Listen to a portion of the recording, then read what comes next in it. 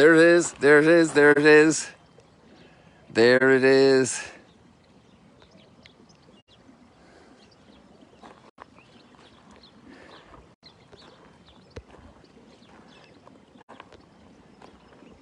Again, the sun has risen for our eyes to behold, and we are thrilled.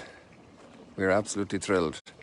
We love the sunrise, a gift that starts a new day. Even the birds love it.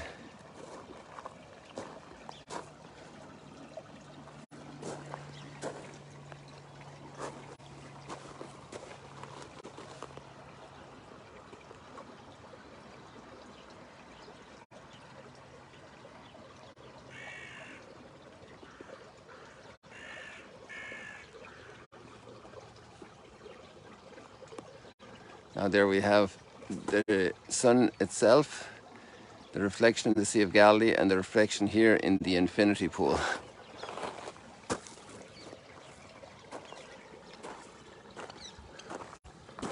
This is the noise, the water flow here, heading into this little drain.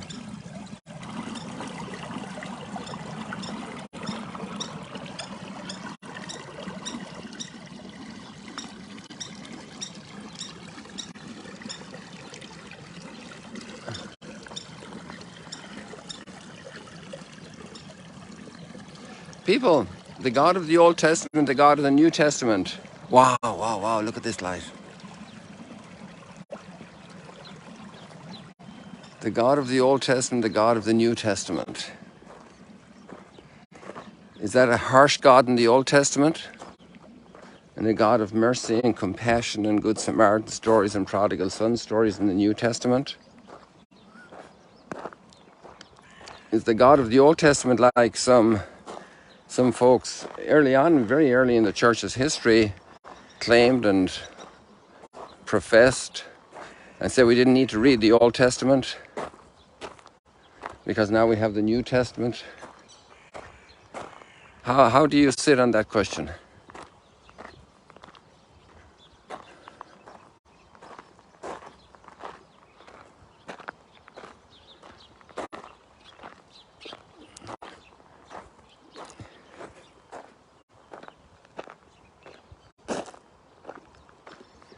How does a child perceive parents who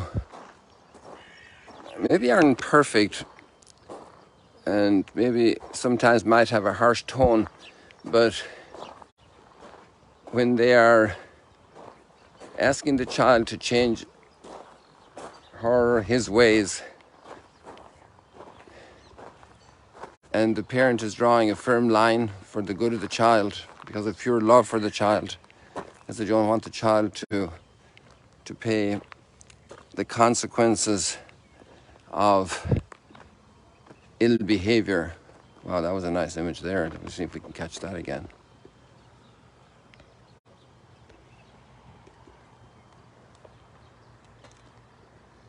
Something happened there we were going in. That's the spot, and that's the magic spot there.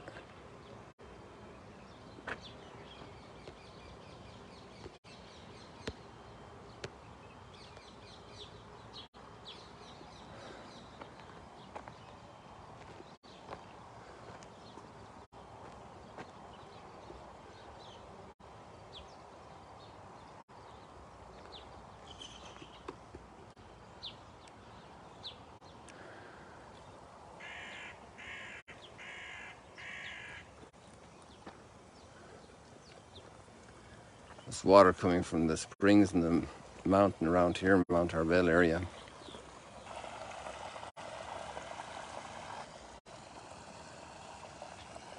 So today we've got a nice insight into the God of the Old Testament, and you can tell me if that is a God of wrath and anger and destruction of unfaithful people. It's really worthwhile looking at it.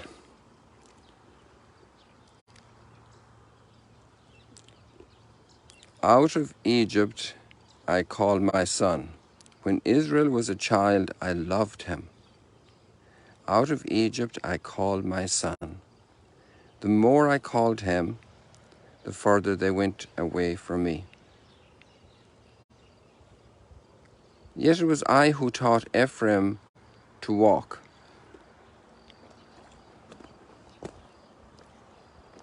Ephraim is one of the tribes, right? And so it also stands for the whole people in this particular case. Yet it was I who taught Ephraim to walk. Imagine parents teaching a child to walk. Who took them in my arms. We're reading from the prophet Hosea, not from the New Testament people. Time of the exile.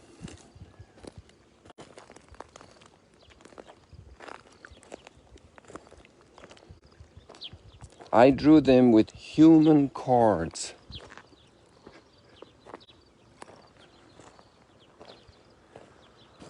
With bands of love.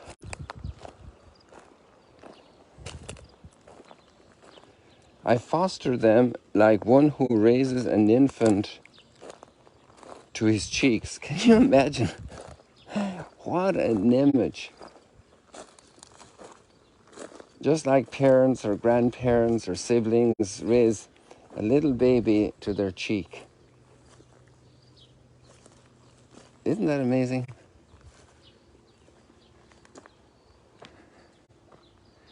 Yet though I stooped to feed my child, they did not know that I was their healer.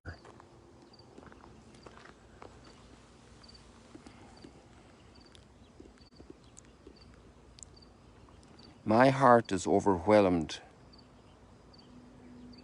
My pity is stirred.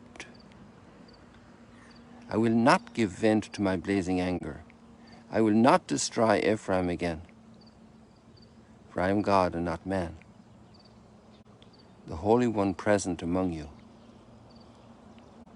I will not let the flames consume you. That's an image from Societies in War. Hey, the light's getting magic. There's a boat over there. Let me try and capture it for you. It's sailing away from the light there towards the right. And the sun is being swallowed up by this cloud, disappearing rapidly. Be interesting to see how the light behaves here when the sun is completely behind the cloud, if it will last a little bit more.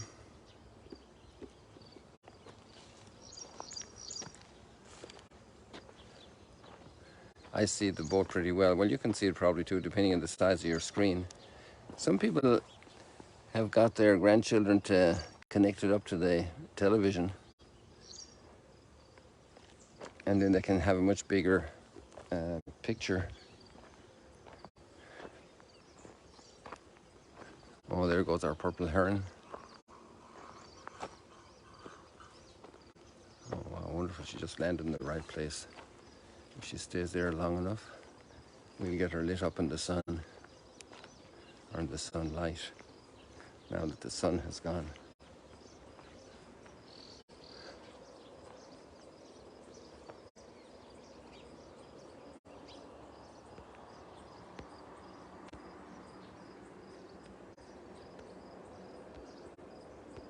Now she's curled up her neck, so she just looks like an ordinary bird without that long neck.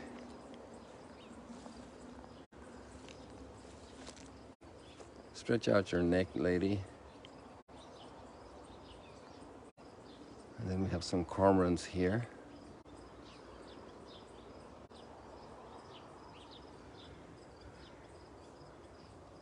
Oh, she flew away and we could have seen her. I missed it. Oh, did you see that? A fish jumping for us. Wow.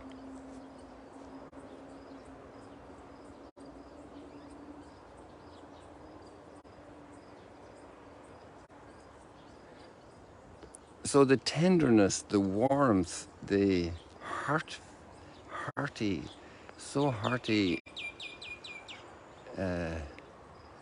nature of God, with bands of love, with human chords, like raising a child to one's cheek. So the ruffled up teenage child, emotionally ruffled up because of resistance to parents' good instructions, cannot perceive that the parent loves them because their will is being contradicted at that moment. They're emotionally upset, out of balance.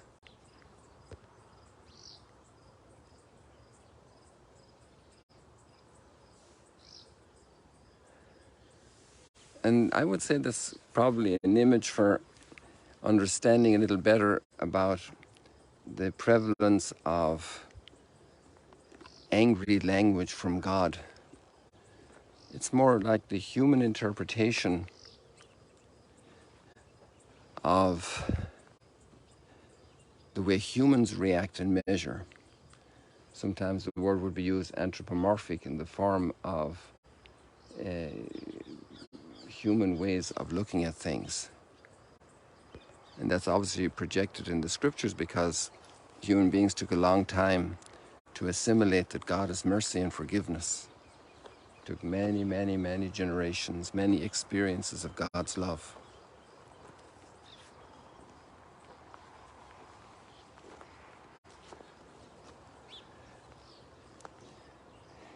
Now, yesterday we had the call of the 12 apostles, and today we have their instructions.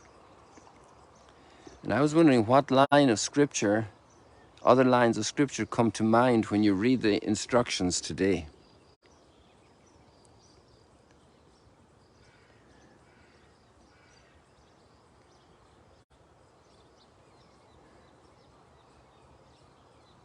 So they got their instructions are to go and proclaim the kingdom of heaven, to cure the sick, to raise the dead, to cleanse lepers, drive out demons. And this is the part that got my attention. Without cost you have received, without cost you are to give.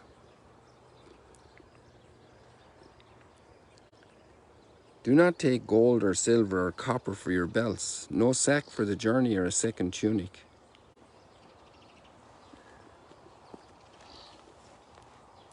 The thought came to me today that this matches up with, my kingdom is not of this world. We're in the world, but not of the world. So our strengths are not material. And this goes very much with the call of Jesus to leave everything to follow him. Now, obviously, if you have a family with little kids, you better stay in your home, and you better have the little stroller and all the things you need for the child, and the clothes you need, and to wash clothes. And if you're in a wet climate like Ireland, then you need a little extra clothes so that they get dry on time.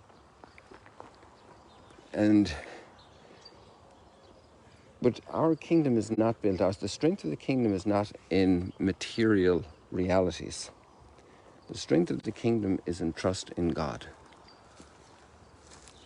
Just remembered about our tomatoes here and how they're ripening, but obviously this is not a well-kept garden. Look at how they are.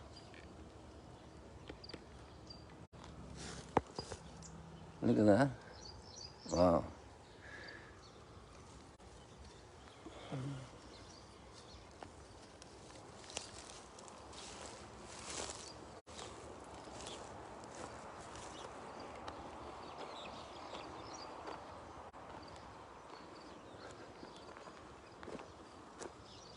And many times we Christians kind of have that challenge to set ourselves free and our confidence free.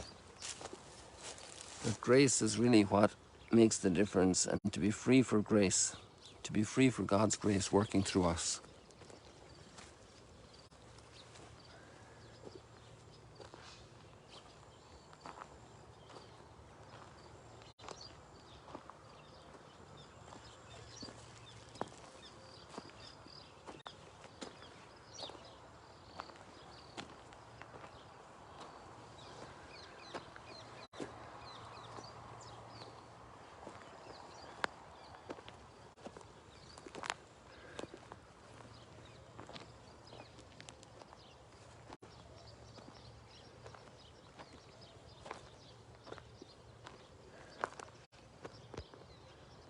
People, there's some thoughts for today. God bless you. See you later, alligators.